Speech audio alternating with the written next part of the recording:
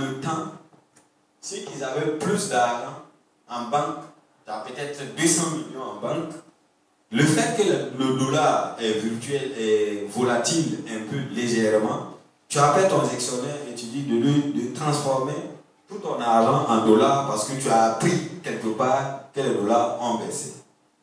Et comme tu sais que ça va encore prendre de la valeur, qu'est-ce que tu fais? Tu appelles, on rachète les dollars et après on revend la vente de l'argent, dollar. Mais la volatilité de dollar, tout le monde connaît. C'est pas aussi, si c'est trop, disons 500, 550, les crypto-monnaies, c'est pas ça.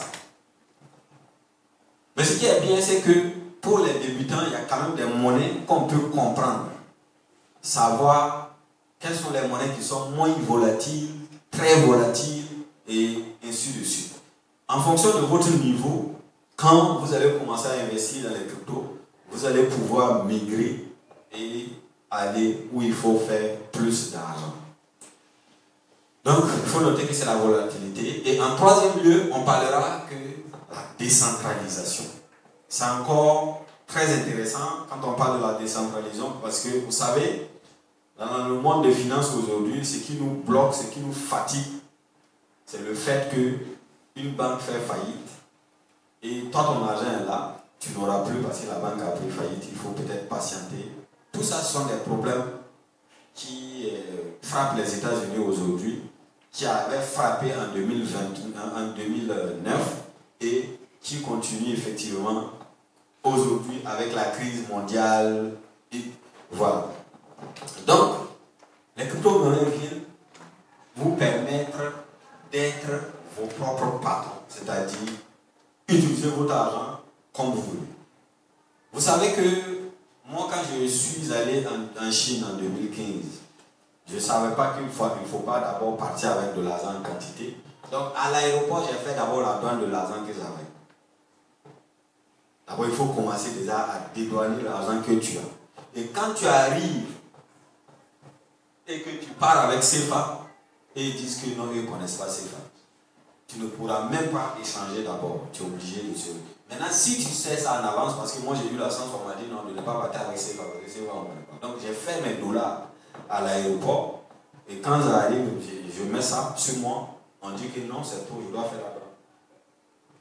En Afrique, en tout cas, le maximum d'argent qu'on peut prendre pour prendre vol, ça ne dépasse pas 3 000 $. Si tu dépasses ça, tu vas payer la douane.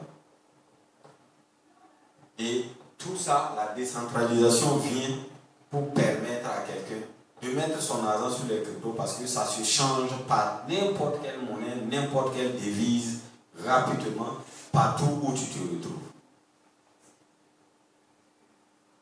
Voilà un peu ce qu'il faut comprendre en tout cas sur la crypto-monnaie. Et il faut comprendre que c'est venu pour résoudre des problèmes.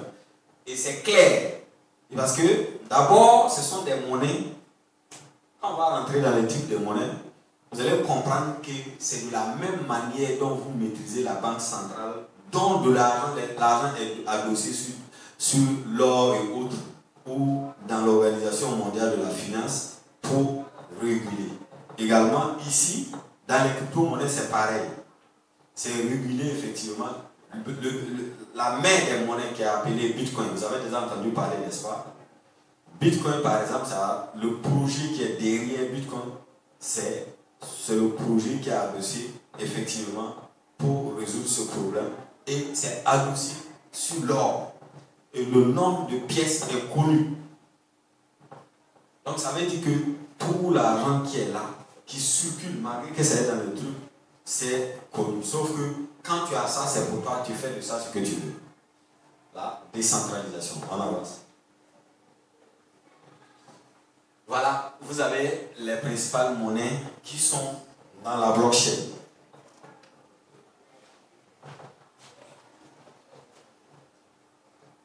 Vous allez entendre parler des stable coins.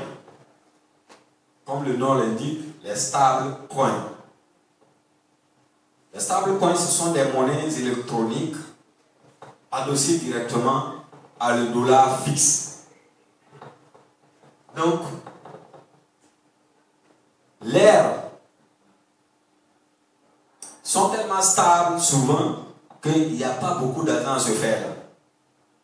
Donc quand vous allez acheter par exemple les stablecoins, je pourrais déjà citer, voilà, il y a USDT qui est un stablecoin et il y a BUSDT qui est également un stablecoin. Ce sont des monnaies, c'est très très important sur les plateformes. C'est-à-dire, quand vous allez commencer à gagner de l'argent et que vous payez, quand on vous donne des monnaies qu'il faut acheter, quand vous achetez, quand ça prend de la valeur, il faut stabiliser. C'est pourquoi il y a des stablecoins qui vous permettent de stabiliser votre argent. Voilà. Après ça, il y a les sitcoins. Les sitcoins, c'est un mot en anglais, voilà, qui dit simplement site, qui signifie quelque chose de pas trop solide, de pas bien, je dirais, voilà, de pas bien, de caca, comme ça et autres. Alors, les sitcoins, leur niveau de volatilité est très élevé. Ce sont des monnaies qui sont vraiment très très volatiles, où on peut se faire plus d'argent, mais on peut également perdre. Malheureusement, moi je ne conseille pas les sitcoins pour ceux-là qui ont déjà eu un peu d'argent. Par contre, moi j'ai utilisé les sitcoins dans le temps parce que je n'avais pas grand chose à perdre. Donc je voulais forcément tellement avoir de l'argent et que j'utilisais. Je savais que je pouvais avoir l'argent facilement, mais je savais que je pouvais perdre. Mais j'allais perdre quoi? Parce que je n'avais rien de bon. Par contre, pour quelqu'un qui a déjà un peu, doit éviter carrément les sitcoins. Parce qu'aujourd'hui, on a les altcoins. Voilà. Donc derrière les sitcoins, vous savez tout simplement que ce sont des monnaies qui sont très volatiles et qu'on peut perdre. Ce sont des monnaies qu'on peut perdre vraiment son argent facilement. Même si on peut aussi gagner facilement, mais le taux de gain est très très difficile là-bas. Vous avez les Shiba. Vous avez entendu parler de Shiba? C'est une monnaie qui a fait la rage. Ce sont des sitcoins. Ce sont des sitcoins. Les Dogecoin et autres que vous avez entendu parler, ce sont des sitcoins. Ce sont des monnaies qui peuvent disparaître du jour au lendemain. Alors, les altcoins.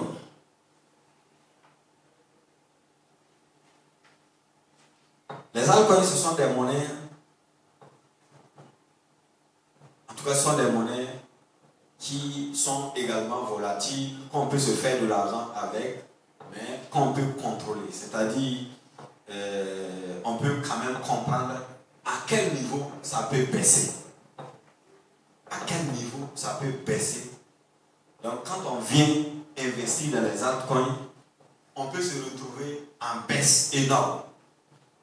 Mais on ne peut pas, le risque, on ne peut pas perdre.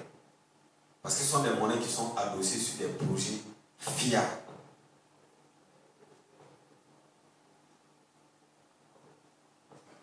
Et vous avez les tokens en quatrième position. Vous savez, les tokens, ce sont des monnaies qu'on entend parler souvent, tokenisées. Ce sont des monnaies utilisables. Ce sont des monnaies utilitaires. C'est-à-dire, par exemple, ce sont des monnaies qui sont non seulement centralisées, mais qui sont fait juste pour être utilisé pour des projets. Tels que moi je crée ma monnaie sur ma blockchain avec mon échangeur et je dis c'est pour vendre les produits de l'entreprise Blessing Company. C'est-à-dire quand tu veux prendre une maison chez moi, il faut forcément trouver les pièces que moi je te propose. Si tu n'as pas ces pièces-là, tu ne pourras pas.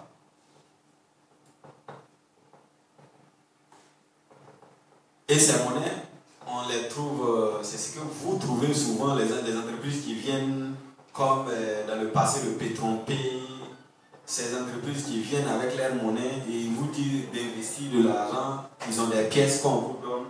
souvent il vous permet de retirer en passant par les BUSDT. Sauf que c'est eux qui contrôlent tout. Et on ne peut rien effectivement faire avec leur monnaie ailleurs. Donc, c'est pas mal parce que souvent